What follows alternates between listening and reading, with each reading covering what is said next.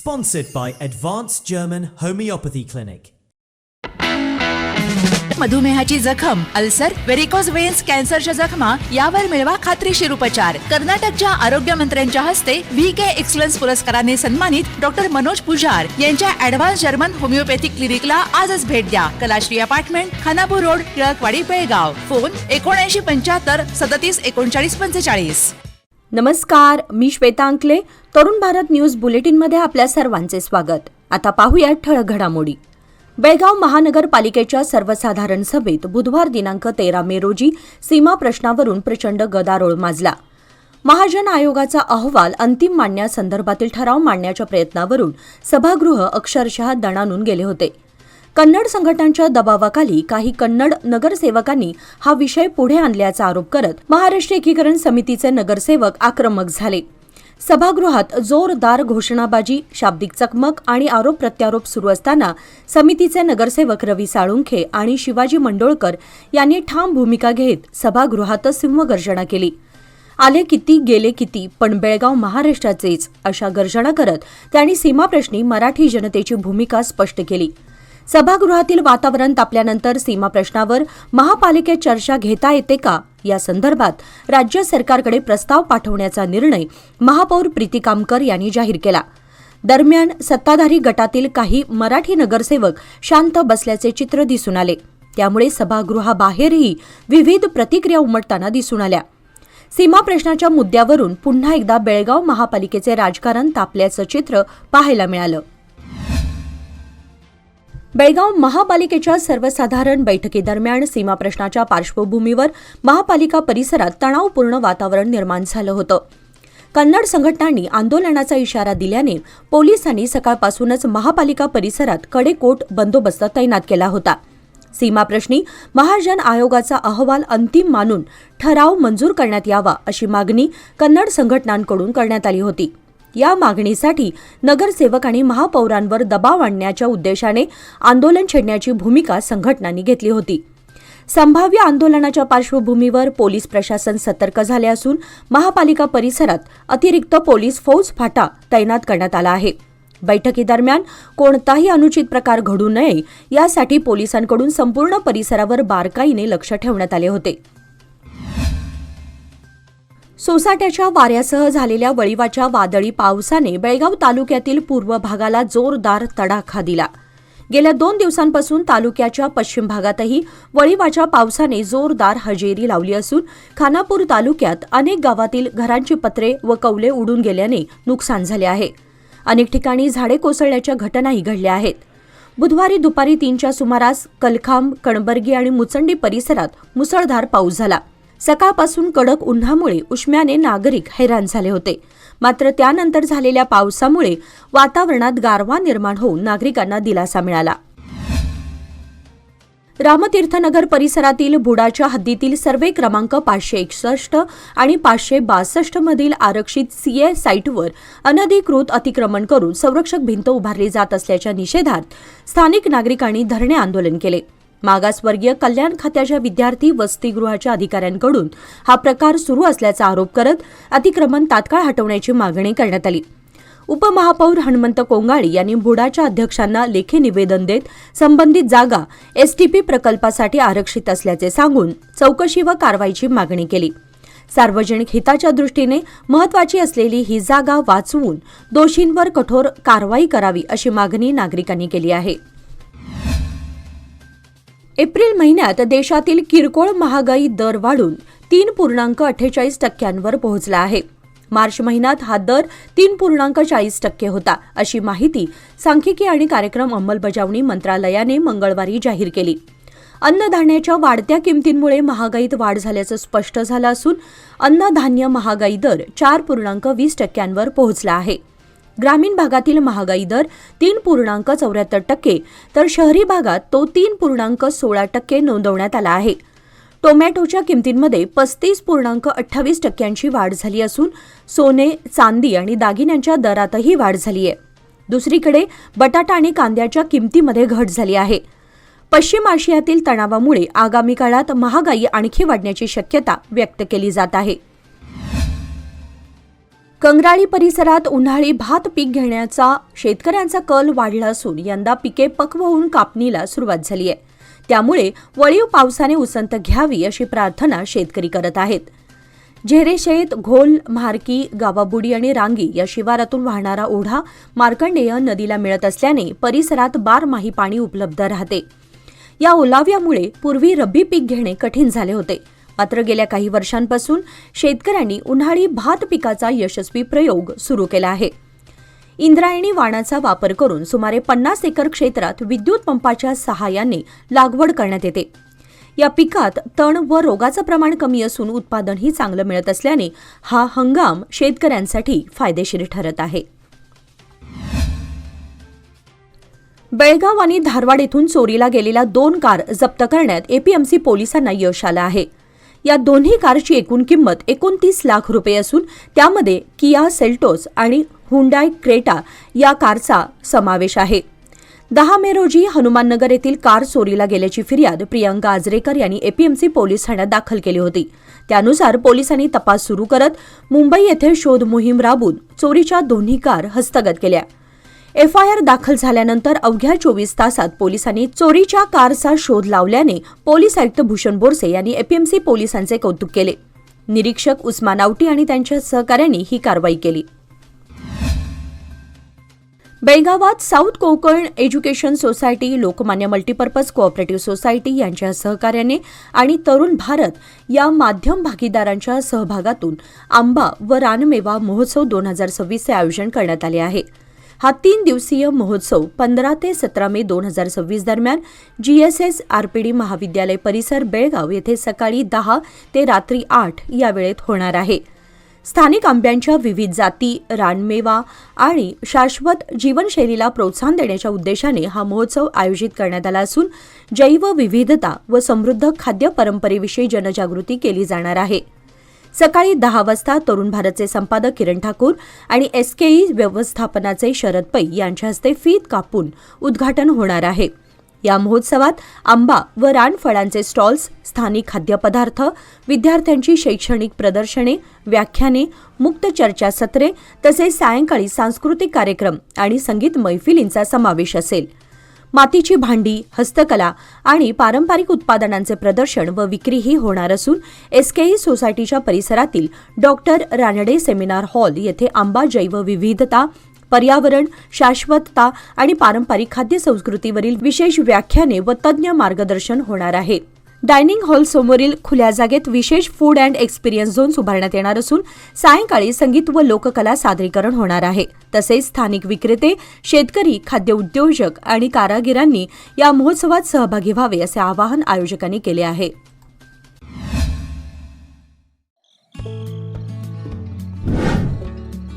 Messrs RS Herekar jewellers तुमच्या आनंदाच्या क्षणांना सुवर्णस्पर्श.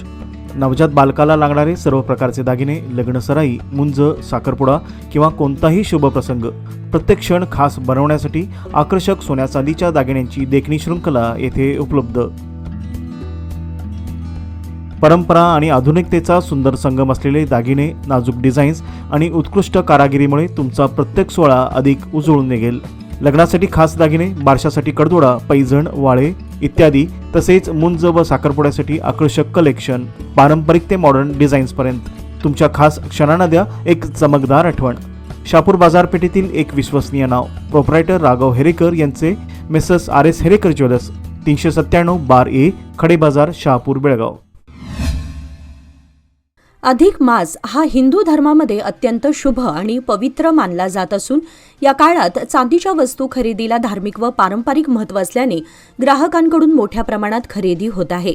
याच पार्श्वभूमीवर DK हेरेकर ज्वेलर्स येथे पूजेसाठी लागणाऱ्या चांदीच्या वस्तू, देवमूर्ती, ताटवाट्या, समई, पैंजण तसेच भेटवस्तूंचे आकर्षक कलेक्शन उपलब्ध करण्यात आले आहे.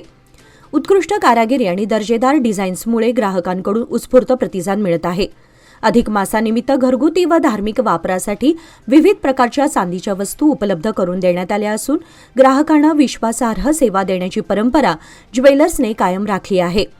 DK हेरेकर ज्वेलर्सचे शोरूम तेली पाटील गल्ली बसवाना मंदिर मागे खडेबाजार शहापूर बेळगाव येथे असून दुसरे शोरूम श्री विठ्ठल भवन संयुक्त महाराष्ट्र चौकाजवळ खडेबाजार बेळगाव येथे उपलब्ध आहे. अधिक माहितीसाठी 6360236261 किंवा 9916258923 किंवा 7678707878 या मोबाईल क्रमांकावर संपर्क साधण्याचे आवाहन करण्यात आले आहे.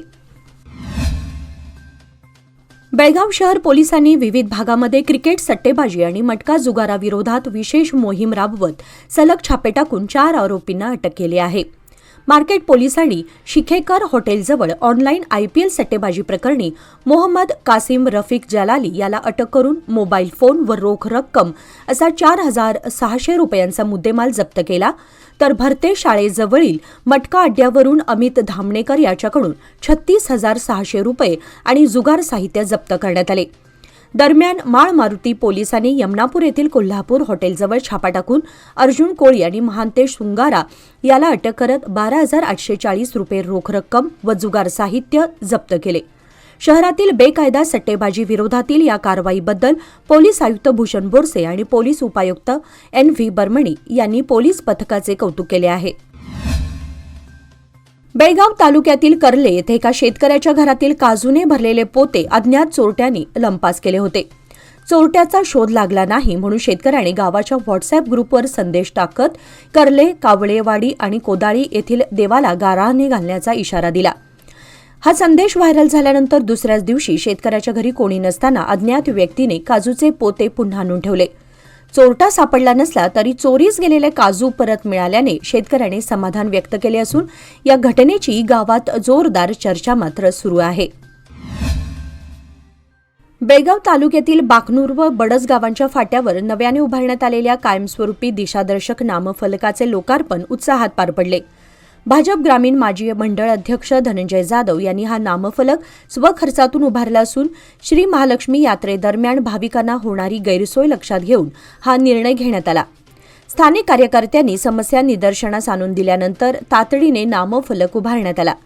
लोकार्पणावेळी पूजाविधी करण्यात आला असून ग्रामस्थ, भाजप कार्यकर्ते आणि परिसरातील नागरिक मोठ्या संख्येने उपस्थित होते. बेळगाव जिल्ह्यातील खानापूर तालुक्यातील कक्केरी गावात जोरदार वादळी वाऱ्यासह मुसळधार पावसाने हजेरी लावल्याने मोठे नुकसान झाले. मंगळवारी अचानक आलेल्या वादळी पावसामुळे अनेक झाडे आणि विद्युत खांब रस्त्यावर कोसळल्याने वाहतुकीची मोठ्या प्रमाणात गैरसोय निर्माण झाली होती. वादळी वाऱ्याचा वेग प्रचंड असल्याने काही ठिकाणी वीज पुरवठाही खंडित झाला होता. स्थानिक नागरिकांनी तात्काळ प्रशासनाला माहिती दिल्यानंतर संबंधित विभागाच्या कर्मचाऱ्यांनी घटनास्थळी धाव घेत झाडे हटवण्याचे काम सुरू केले. या अचानक आलेल्या नैसर्गिक आपत्तीमुळे प्रशासनाकडून नागरिकांना सतर्क राहण्याचे आवाहन करण्यात आले आहे. यमकनमर्डी पोलीस ठाण्याच्या वतीने जिनराळ आणि गुट्टगुड्डी गावामध्ये महिला व बालकांसाठी विशेष जनजागृती कार्यक्रमाचे आयोजन करण्यात आले होते. सुरक्षित आणि सशक्त समाज निर्मितीच्या उद्देशाने हा उपक्रम राबवण्यात आला. कार्यक्रमात महिलांना व विद्यार्थ्यांना अक्का पथक उपक्रम, 112 आपत्कालीन हेल्पलाईन, 1098 चाइल्ड हेल्पलाईन तसेच पॉक्सो कायदा आणि बालविवाह प्रतिबंध कायद्याबाबत माहिती देण्यात आली. यावेळी सायबर गुन्ह्यांपासून बचाव, सोशल मीडियाचा सुरक्षित वापर आणि ऑनलाईन फसवणुकीबाबतही मार्गदर्शन करण्यात आले. याशिवाय युवकांमध्ये वाढणाऱ्या मादक पदार्थांच्या व्यसनाच्या दुष्परिणामांवर जनजागृती करण्यात आली.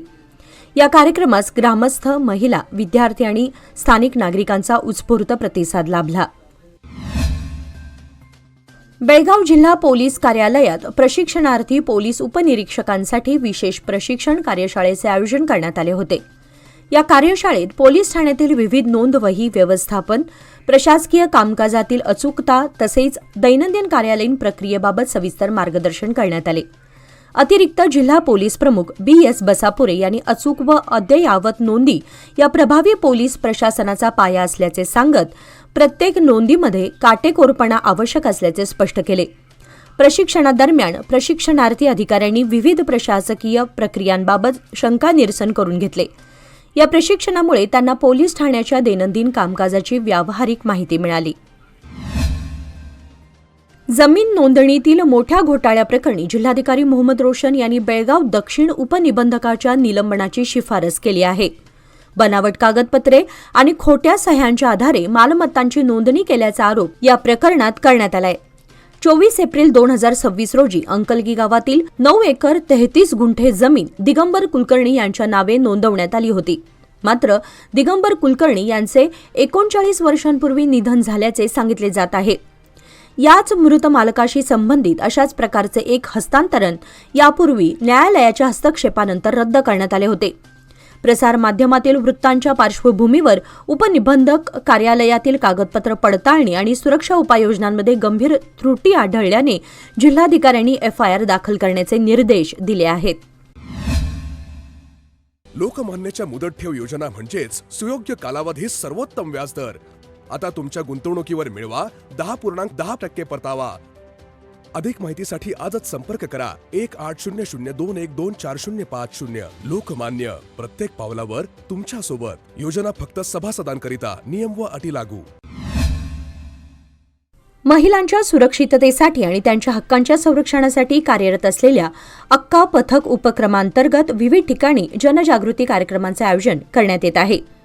महिलांचा आवाज, संरक्षणाचे कवच, तुमच्यासोबत आमचे अक्का पथक हा संदेश देत महिलांमध्ये आत्मविश्वास आणि सुरक्षिततेची भावना निर्माण करण्याचा प्रयत्न करण्यात येत आहे. या उपक्रमांतर्गत महिलांना 112 आपत्कालीन सेवा, 1098 चाइल्ड हेल्पलाईन, पॉक्सो कायदा, बालविवाह प्रतिबंधक कायदा तसेच सायबर गुन्ह्यांपासून संरक्षणात्मक मार्गदर्शन करण्यात येत आहे. महिलांनी कोणत्याही भीतीशिवाय पुढे येऊन आपल्या समस्या मांडाव्यात आणि समाजात सुरक्षित व सशक्त वातावरण निर्माण व्हावे, हा या उपक्रमामागील मुख्य उद्देश असल्याचे आयोजकांनी सांगितले. झेरे गल्ली अनुगोळ येथील सुभाष चौगुले यांच्या घरासमोर गेल्या अनेक दिवसांपासून ड्रेनेज लाईन फुटून मोठे भगदाड पडले असून त्यामुळे नागरिकांच्या सुरक्षिततेचा प्रश्न निर्माण झाला आहे. परिसरातील लहान मुले तसेच ये-जा करणाऱ्या वाहनांना याचा धोका निर्माण होत असून वाहनांची चाके अडकून नुकसान होत असल्याच्या तक्रारी आहेत. संबंधित नगरसेवक आणि कर्मचाऱ्यांना वारंवार कल्पना देऊनही केवळ आश्वासने मिळत असून प्रत्यक्ष दुरुस्तीचं काम करण्यात आलेलं नाही. एखादी दुर्घटना घडण्यापूर्वी महानगरपालिकेने तातडीने ड्रेनेज लाईन दुरुस्त करून नागरिकांच्या सुरक्षिततेची काळजी घ्यावी अशी मागणी परिसरातील नागरिकांनी केली आहे. येळूर, शहापूर, अनुगोळ आणि परिसरातील शिवारातील शेतकऱ्यांच्या वीज समस्येची अखेर दखल घेण्यात आली असून हेस्कॉम प्रशासनाने तातडीने नवीन विद्युत ट्रान्सफॉर्मर बसवण्याचे काम सुरू केले आहे. मागील 8 दिवसांपासून शेतातील ट्रान्सफॉर्मर जळाल्यामुळे वीज पुरवठा खंडित झाला होता. परिणामी पिकांना पाणी मिळत नसल्याने पिके करपू लागली होती. त्यामुळे शेतकऱ्यांना मोठ्या अडचणींचा सामना करावा लागत होता. या समस्येबाबत शेतकऱ्यांनी मंगळवारी हेस्कॉम विभागाकडे निवेदन देत तातडीने नवीन ट्रान्सफॉर्मर बसवण्याची मागणी केली होती. शेतकऱ्यांच्या मागणीची दखल घेत बुधवारी प्रशासनाने प्रत्यक्ष कामाला सुरुवात केली. ट्रान्सफॉर्मर बसवण्याचं काम सुरू झाल्यानं परिसरातील शेतकरी वर्गातून समाधान व्यक्त करण्यात येत आहे. खानापूर तालुक्यातील बुरणकी गावामध्ये मंगळवारी सायंकाळी झालेल्या जोरदार पावसाने आणि वादळी वाऱ्याने सरकारी शाळेचे मोठे नुकसान झाले.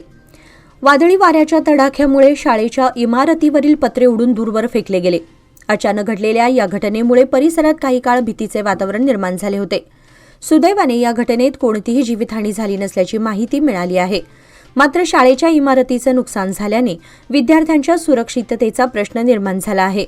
स्थानिक नागरिकांनी प्रशासनाकडे तातडीने दुरुस्ती करण्याची मागणी केली असून नुकसानग्रस्त शाळेची पाहणी करून आवश्यक उपाययोजना करण्याची अपेक्षा व्यक्त केली जात आहे. विजयपूर शहरातील भावसार नगर येथे राहणाऱ्या 33 वर्षीय अंबुजा बालमकर यांनी पोटात तीव्र वेदना होत असल्याने शहरातील दत्त मंदिराजवळील विहिरीमध्ये उडी घेऊन आत्महत्या केली. घटनास्थळी दाखल झालेल्या गोलगुंबज पोलीस ठाण्याच्या पोलिसांनी मृतदेह बाहेर काढून रुग्णालयात पाठवला असून गुन्हा दाखल करण्यात आला आहे. याचबरोबर आजचे बातमीपत्र इथे संपले. अधिक माहिती आणि ताज्या घडामोडींसाठी पाहत रहा तरुण भारत न्यूज चॅनल. तसेच आमच्या चॅनलला लाईक, शेअर आणि सबस्क्राईब करायला विसरू नका. आणि विश्वासार्ह बातम्यांसाठी दररोज वाचा दैनिक तरुण भारत. धन्यवाद.